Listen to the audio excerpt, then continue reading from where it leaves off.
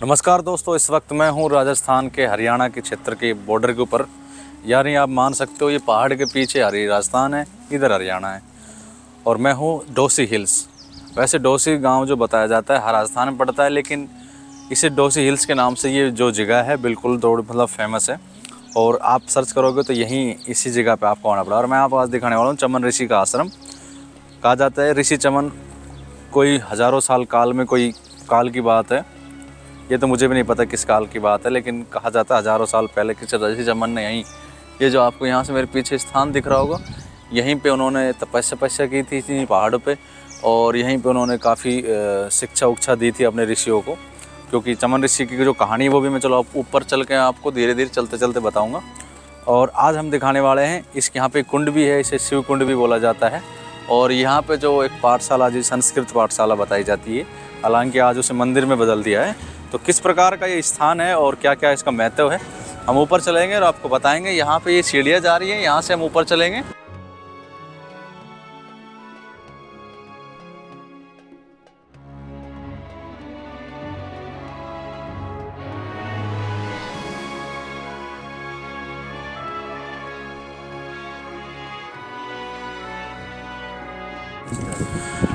मैं बिल्कुल मंदिर के पास ही पहुँच रहा हूँ, पर मैं उससे पहले थोड़ी चमन ऋषि की कहानी बता देता हूँ। कहा जाता है वैदिक काल के अंदर एक राजा सायंती नाम का राजा था, उसकी एक बेटी थी सुकन्या, और कहा जाता है उसकी रानी भी थी।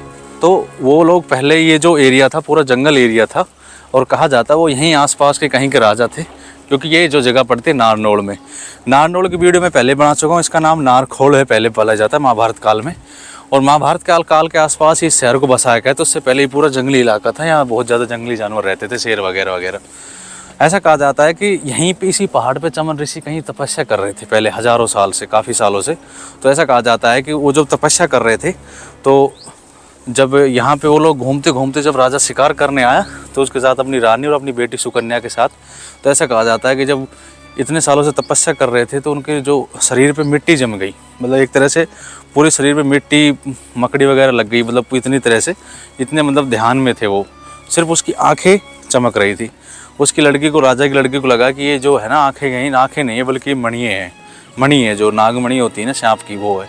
उसको निकालने के लिए उसने एक लकड़ी ली और उसकी आंखें में डाला, आंखें गई फूट। वहाँ से जब खून निकला तो उसे पता लगा कि ये तो आंखें हैं। उसके पिताजी को जब सारी बातें बताई तो पिताजी ने बताया ये राजा वो ऋषि चमन है। उनको पता था राजा को पहले से कि यहाँ पे वो तपस्या कर रहे हैं। तब उन्होंने फिर पश्चाताप किया और हाथ जोड़े, और फिर उसने अपने बाप से कहा, पिताजी से, राजा से, कि मैं इनसे शादी करूँगी, सुकन्या से, और मैं इससे इनकी आंखें बनूंगी। और यही मेरा पश्चाताप है, इतना बड़ा जो मैंने ऋषि के साथ जो कर दिया, मैंने उनकी आंखें फोड़ दी। तो तभी से कहा जाता है कि उनके साथ सुकन्या की शादी हो गई। और यहीं पे उनके जो शिष्य हैं उनको शिक्षा उक्षा दिया करते थे। कहा जाता है यही वो एक पाठशाला है, संस्कृत पाठशाला। अभी हम ऊपर चलते हैं, ऊपर क्या क्या है वो हम एक्सप्लोर कर लेते हैं। हम आश्रम पे पास पहुंच चुके हैं, जो कि पाठशाला थी संस्कृत की, अभी इसे मंदिर में बदल दिया गया है। यहाँ पे एक नई मूर्ति लगाई है हनुमान जी की, बड़ी सारी, खैर इन्होंने काफ़ी ऊंची सारी। ये तो खैर 2014 में बताई जाती, 2014 में लगाई थी। अभी हम यहाँ चलते हैं और ये है वो आश्रम। थोड़ा अंदर से देख लेते हैं क्या क्या सीन है इसके अंदर, चलते हैं अंदर। और ये है इसका एंट्री गेट इस पाठशाला का। तो कुछ इस प्रकार का ये दिखता है हमें।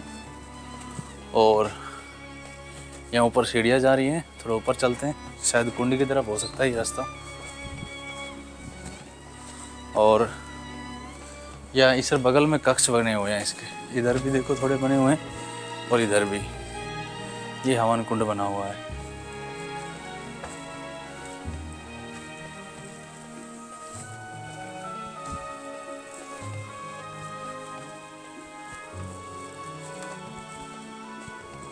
जो मंदिर है मेन वो बंद कर रखा उन्होंने, या अंदर ही तपस्या, जो मेन स्थान था चमन ऋषि का जहाँ तपस्या करते थे।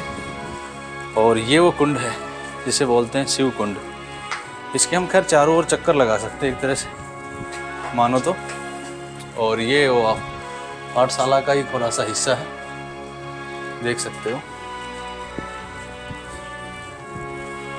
अब भाई हम तो लोगों के हिसाब से बता रहे हैं आपको कहानी, यहाँ की। बाकी मकान और बिल्डिंग्स जो आप देख पा रहे होंगे ईंटों से बनी हुई है। खैर मैं आपको बता दूं, किसी मकान और बिल्डिंग को देख के तो मुझे नहीं लगता कि ये उसी टाइम से बना हुआ है, लेकिन ये स्थान पौराणिक है, इतना कह सकते हैं कि यहीं इन्हीं पहाड़ों में कहीं उन्होंने तपस्या की थी, यहीं आसपास। तो पहले ये जो पत्थर हैं ये आपको देख रहे होंगे, थोड़े से इनके अंदर जगह रह जाती है। ये हैं खुदराले पत्थर। हालांकि अरावली पर्वतमाला का जो हिस्सा है ये पहाड़ भी, लेकिन इन पहाड़ों में क्या अंतर होता है कि इन पहाड़ों में गैफ बन जाता है, इतना चौड़ा चौड़ा ऊंचा जाता आराम से, मतलब एक कमरा टाइप का। तो यहाँ पे ज़्यादातर ऋषि मुनि ऐसी जगह पे, तो कहा जाता है, ऐसा भी कहा जाता है कि पांडव यहाँ से गुजरे थे महाभारत काल में, जब वो उन्होंने अज्ञातवास बिताया तो कहा जाता है पांडव यहीं भी से भी गुजरे थे। हालांकि पांडव की आप कहानी जब सुनते हो तो पांडव के बहुत सारे स्थान है जहाँ से वो गुजरे थे, क्योंकि भाई 12 साल एक बार वनवास मिला, 12 साल एक बार मिला, तो 24 साल बहुत होते हैं। 24 साल में उसने भारत को पूरे भ्रमण कर ही लिया होगा मेरे को लगता है। तो ये वो जो कुंड है जिसे हम बोलते हैं शिव कुंड। बाकी इसके ऊपर एक मनसा माता का मंदिर है, वो ऊपर चोटी पे कहीं ऊपर रास्ता जा रहा है यहाँ से, ऐसा भी कहा जाता है। और इधर की साइड क्या क्या है थोड़ा देख लेते हैं, थोड़ा चल के अंदर से। यहाँ पे वो भी एक कक्ष टाइप के बने हुए हैं, छोटे छोटे पाठशाला बनी हुई है। और इधर ये नीचे की साइड देख लेते हैं क्या है।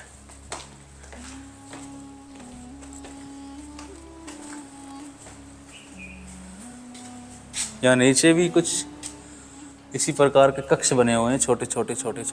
तो भाई हो सकता है यही वो उस टाइम की पाठशाला रही होगी। और वो जो पानी की व्यवस्था है, ये कुंड है, ये पानी की व्यवस्था रही होगी। हम आपको इसके टॉप फ्लोर पे ले चलते हैं, थोड़ा ऊपर की साइड दिखाते हैं आपको क्या क्या सीन रहता है इसका। आ जाइए इधर से।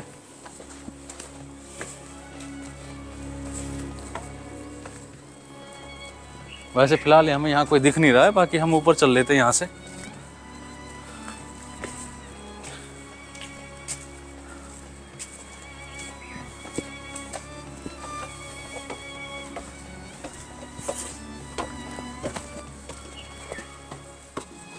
तो कुछ इस प्रकार का रास्ता है इसके ऊपर आने का।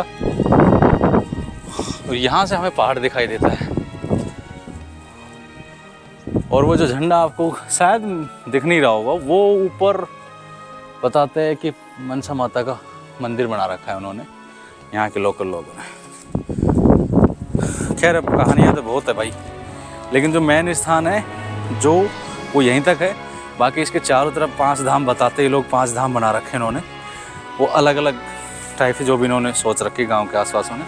ये जो गांव पड़ता है हरियाणा में, नारनौल में, इस पहाड़ के हम इस साइड चलेंगे, वो गांव दिख रहा होगा, वो राजस्थान में, जो कि सिंगाणा खेतड़ी की ओर ये रोड यहाँ से निकल सकते हैं हम सिंगाणा खेतड़ी की तरफ। और ये वो स्थान है जहाँ आप देख सकते हो चमन ऋषि ने तपस्या की थी, और जो उसकी पत्नी थी सुकन्या, उसके साथ साथ उन्होंने अपना जीवन व्यतीत किया था। कहा जाता है यहीं पे चमन ऋषि का जीवन व्यतीत हुआ था पूरे।